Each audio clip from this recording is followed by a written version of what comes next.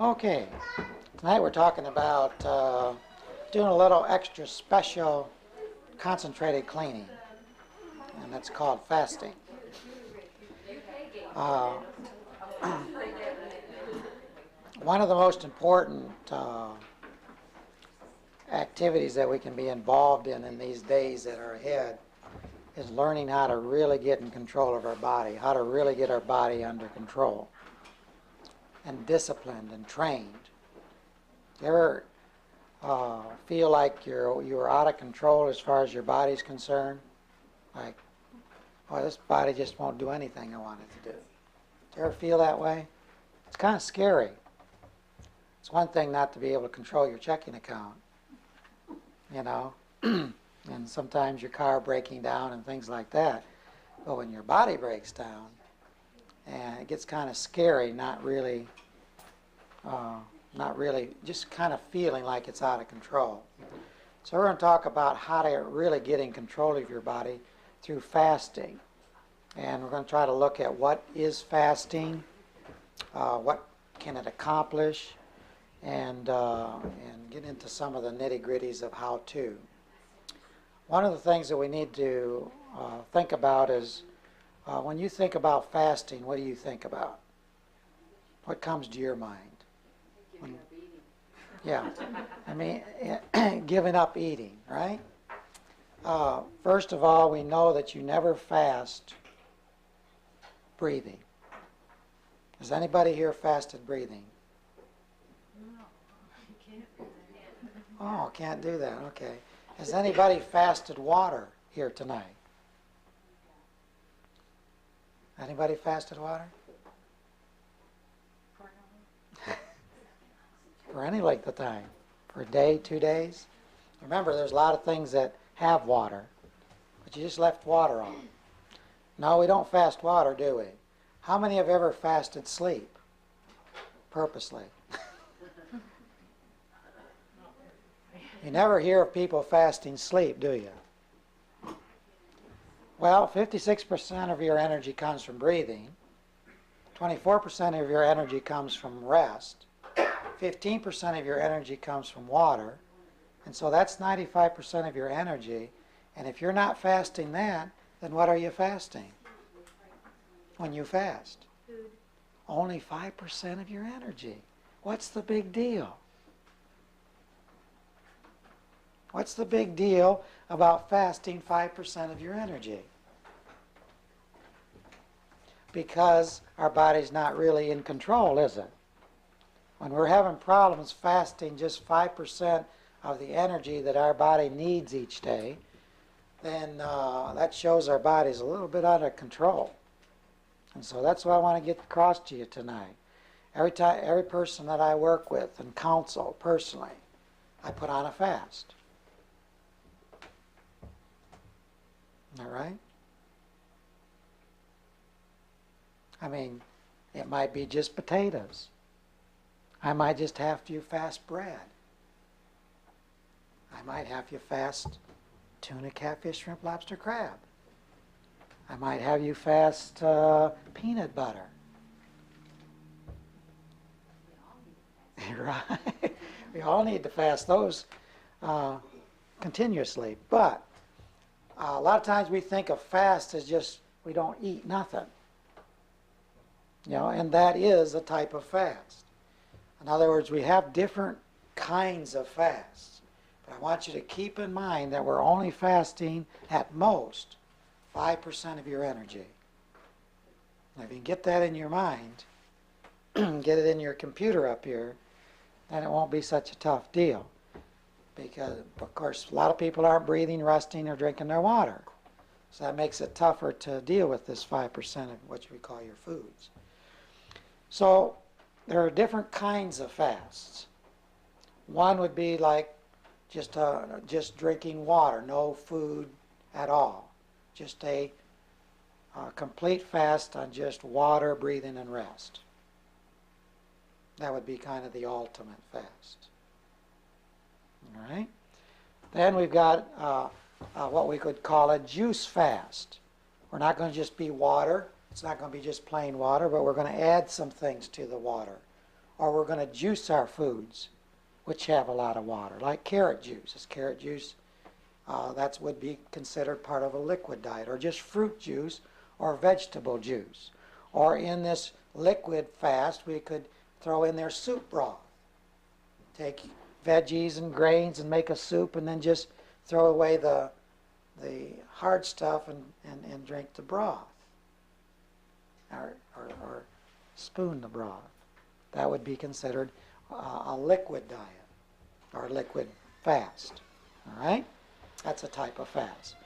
And then we could have where we just fast meats and proteins and fast maybe starches and grains and potatoes. In other words, just go on a vegetable, non-starchy vegetable and fruit fast. Or you just leave off all your meats and potatoes, nuts, cheese, eggs, and all those nice, fulfilling things that stick to the ribs, you know, type of foods. All right? Then you could have a fast of, each one of these is less aggressive type of fast. We could just fast meats or proteins. We could just leave those alone for a certain length of time. Or we could just fast grains and breads and potatoes and beans and stuff like that, and just have veggies, fruits, and meats. That would be a type of fast. Okay?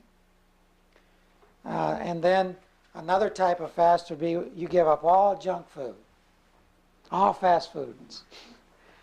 And really, we shouldn't have to fast to do that. But that, you know, just giving up everything and eat everything that's just raw or steamed or in soup form or something like that. Nothing cooked other than just a little bit of steaming. That would be a type of fast for a lot of people, to just not eat cooked foods. All right? So see, we have a lot of different types of fasts that you can go on. But one of the things in deciding now, your most aggressive fast. Now, what happens to your body when you're fasting? What is your body? What's going to happen when you don't give it certain types of foods? You're going to crave, maybe, right? You're going to go through what we call withdrawal.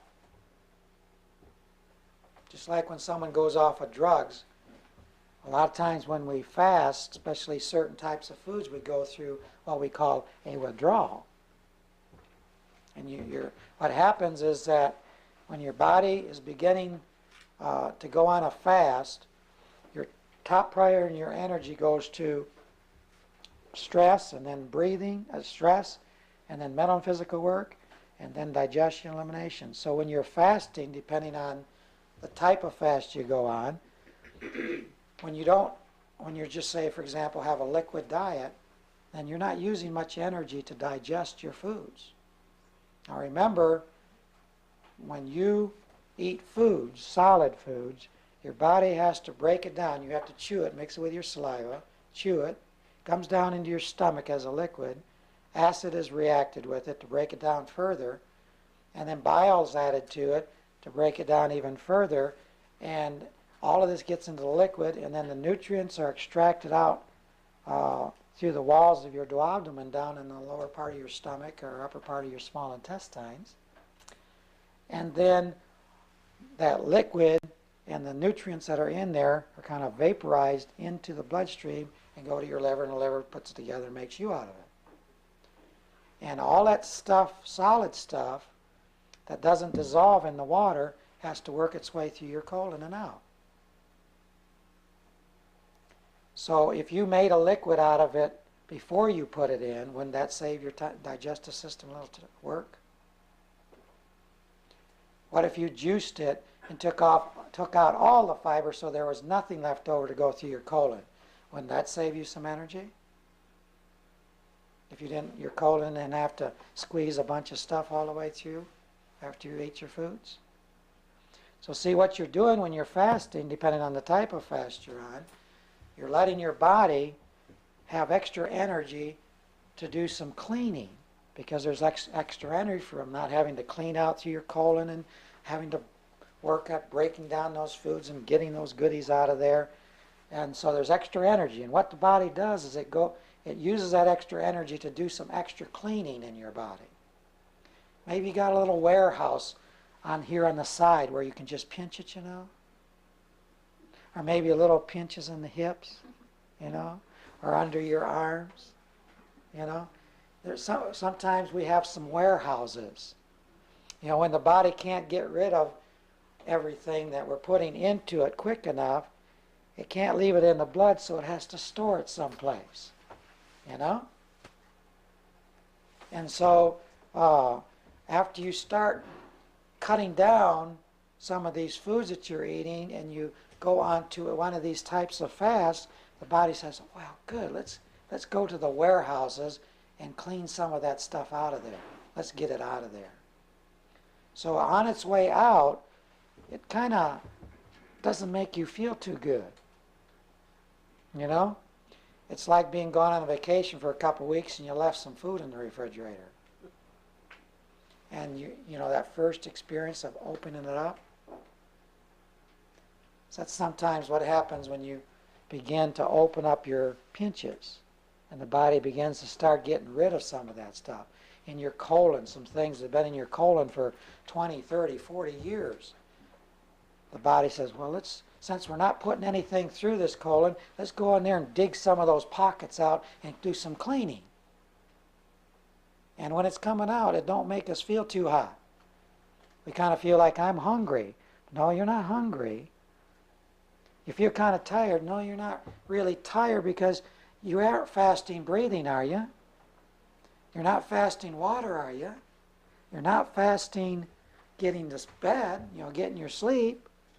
So you're only losing 5% of your energy, and that would only be if you're just eating, that would be just if you're just drinking water. In other words, you're not getting any. But if a juice fast, you're still getting some energy from your food. You're still getting some nutrition. So you're really not fasting nutrition, So we need to understand that when we go through a fast and we deny our body certain things, it goes through it begins a cleansing process. And that's normal to feel a little bit strange as it's going through. Like your tongue gets coated sometimes. You feel a little bit aches and pains in some places as it's cleaning out some old things. Sometimes you'll feel a little stiff even as the body's doing some readjustments and some cleaning. You might even get a little bit nauseated. Your nose might start running. Your eyes might start weeping. Your vision might kind of go a little bit, why? It's kind of getting out of focus reading this book, or something like that. Because as your body goes through a cleansing, all that stuff has to come out of the body. And the only way we can get it out is through your kidneys, through your bladder, and through your colon. And you'll get some coming out through your skin. So sometimes you feel like you got to use a little bit of right guard and left guard, a little bit more of it, because it feels kind of funny smells that are coming out, because your skin is your third kidney. And so it begins to start cleaning some things out. So depending on the kind of fast that you're on, there can be different things that could be happening. But everything that the body does when you're on a fast is always good. It's always good for your body. It's something that's helping your body catch up and get rid of some obstructions that are just stored in there, that are just polluting the blood, interfering with the circulation of your blood, which interferes with your breathing and your vitality anyways. So we'd want to get rid of it anyways. But if we understand what's happening, there's some things we can do on a fast that can make it a lot easier getting through those withdrawals. There's some things that we can do that are, that make it a lot easier to get through. Okay? And so we'll talk a little bit about those particular things. But let's first talk about what's the reason for fasting. Besides, what are some of the reasons people have for fasting? To heal. Oh, for, Something that's wrong. all right, for healing. What's another? Give your colon a rest. Okay, to give your digestion and your elimination system a rest. All right. Anything else? What's the biggest reason why people want to fast? Lose weight. Lose weight, right? It's very difficult for me to convince people. But there's a lot of people who can't gain weight. And I try to get them to fast so they'll gain some weight. But boy, it's hard to get their computer to understand that. You know? But a lot of people, they can't gain weight until they fast. Their weight has nothing to do with how much food we eat, and that's what we don't understand. How efficient Okay? your body is. That'd be another seminar on weight problems. All right? But what we need to understand is that fasting can help. So a lot of people fast to lose weight. And normally that's a biggie motivation. Okay? But I want to suggest to you tonight that there's three basic reasons for fasting. One is spiritual. One is spiritual fasting. The scriptures are full of examples of fasting, isn't it? I mean, who are the ones in the scriptures that had the most revelations from their God? Those that fasted. All right? Those that fasted are the ones that were able to hear the Spirit of God speak to them and reveal to them a lot of secrets, a lot of prophecy, and a lot of just practical things of what to do, even whether to go to this city or to go to that city. What was Daniel's? How many of you know what Daniel's fast was? Vegetables and water, pure water. Vegetables and water. Of course, he didn't fast breathing, right? I'm sure he got some rest. But his was just veggies and water. And that's a pretty good one to, if you're, sometimes it seems like nothing's working right. And we got some big decisions, and boy, if we make a wrong decision, we could be in trouble. Seems like we just need some answers, And so fasting can be, that could be a motivation for wanting to fast. In the scriptures, there's called fasts. And sometimes it was the whole children of Israel were called to a fast. And so there can be a called fast for getting to just hearing. Do you ever notice that when you eat, it's hard to listen? You get in church and you just have to shake, You'd like to throw some water in your face, but you just can't help it. It's hard to hear when your body is all loaded up and full of food. Sometimes even thinking about it can do that to some people, But fasting causes your body, it makes your body weaker in the sense of it's easier to control it. When your body's being fasted, you can get in control of your body. But boy, when it's loaded down with foods, it controls you. And it limits you as to what you can do. And it really affects your computer up here, your brain, being able to listen and understand and comprehend and to concentrate. So there's spiritual reasons for fasting, and then there's mental and emotional reasons for fasting too, to kind of help the thinking and things like that. Then there's the physical, like we were talking about, for losing weight, to getting our health back, uh, to help with some of the symptoms that the body's going through. Those are some of the reasons for fasting. And I really encourage everybody to have a reason for doing the fast before you start it. Know why you're going on a fast, and then decide how long you want to be on the fast, and decide before you go on the fast, what do you want to see accomplished when you're done? Because if you go on a fast and then when you go off, you go right back to where you were. What have you accomplished then? So we need to decide, why am I doing this? Is it because such and such and so on is doing it? I just want to be in the in group, you know? We need to decide why and what we want to accomplish when we get through with it. And so let's talk about the different lengths of fasts. How long should we fast? Well, everybody should learn how to fast one day every week. Everybody should start there. 6 days you should work and 1 day you should rest. That's that. Huh? Yeah, that'll be one day. But everybody should learn how to fast, some type of fast, 1 day a week, because the body needs 1 day to just take a little bit of a break, just like you need to. You mean just drink water all that day? No, I'm not saying what type of fast. We just need to fast. Remember this, there's the different types of fast, right?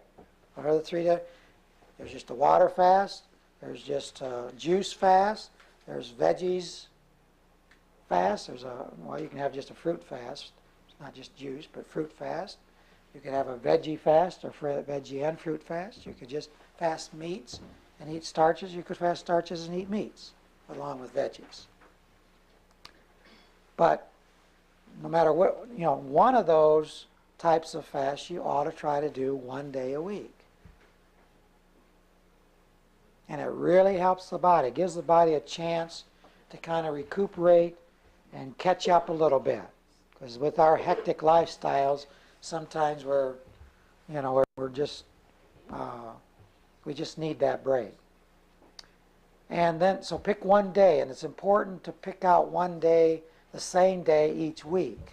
The body likes rhythm. One of the things about fasting is it helps your body get back in rhythm if you do it right. And the body does things by rhythm, just like in a 24-hour period of time. There's certain energy cycles that your body goes through. And from 10 to 2 at night is when you get your recharge, your rest energy. And from 2 to 12 noon is when your body's going through its cleaning cycle. And from 12 to 6 is when your body does its best digestion. And then from 6 to 10 is when your body does its assimilation of what you've digested. So there's certain times during a 24-hour period that your body goes through certain processes. And it's important to do it, to cooperate with the body and do those things that the body needs at the time that they need them. But there's those same type of rhythms that the body goes through in fasting. One is the 1 day a week fast. That's a good rhythm for the body. It likes that type of a rhythm. It's scriptural too. Then the next sequence of fasts is 3-day fasts. The body likes to have 3-day fasts. 3 days, and usually, most people will notice that it's not until the 3rd day they start feeling better. Most times, if you're doing a lot of cleaning. Depends on how much cleaning your body goes through. But a 3-day fast, I recommend doing that at least once a month, a 3-day fast. I'm talking about a way to get in control of your body and discipline it and train it. And like Paul says, I buffet my body and I make it my slave. As I preach to others, I be a castaway or disqualified. So it's a way to say, I'm boss, body, you're going to do what I say. You're my slave. I'm not your slave. Okay? And fasting is a good way to get this body doing what it's supposed to do and training it and disciplining it. It needs discipline. It's insecure when it's not disciplined. It just gets all bent out of shape and all insecure and does all kinds of crazy things when you're not consistent in what you're doing with this body. Just like a child. You know, children like to have something planned. If you don't plan it, they're going to plan it. And it usually isn't in order. There's not too much order to their plans of doing things. They got this, they'll go from this thing to that thing, and boy, they'll take your time. If you don't have something planned, the children get very insecure. And so they start making up their own. They're not too good at it at their age. And the body is the same way. It likes rhythm. It likes to do things at a certain time. It likes monotonous things. It just likes monotony. All right? So 3 days a month is a good. And then you want to go to a 7-day fast. A 7-day fast is a good sequence. Sevens is a good way to clean your body. And you ought to do that every quarter. Every 3 months, do a 7-day fast.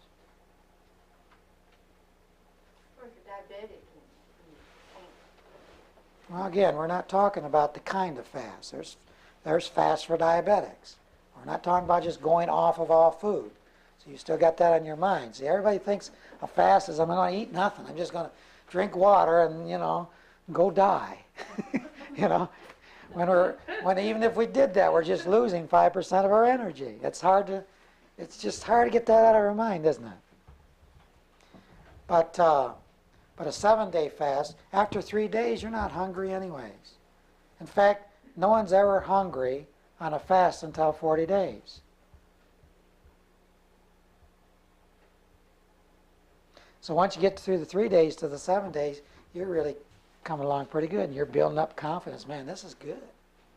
Man, this body's, I'm getting uncontrolled here, this is good, And then after a 7-day, you want to get to either a 14 or a 21 day. I think a 21 day is a good jump.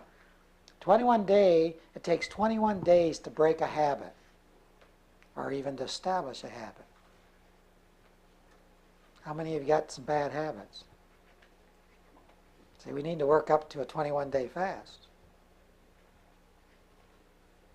Addictions. A lot of people have a lot of addictions to certain things. Leave it alone for 21 days. Fast that particular food for 21 days and break that addiction. If it's a spirit of addiction, even the spirit of addiction will leave after 21 days. Or fast it until you don't want it anymore. Just say, okay, body, you just come on. Just keep smelling it and tasting it. Keep making me want to eat it. Just come on, I'll keep fasting. I'll just go longer. I'll go 40 days. If that's what it takes, body, if you're going to just keep tantalizing me with that. I don't need that. There's not anything that this body has to have. If it is, you're addicted to it.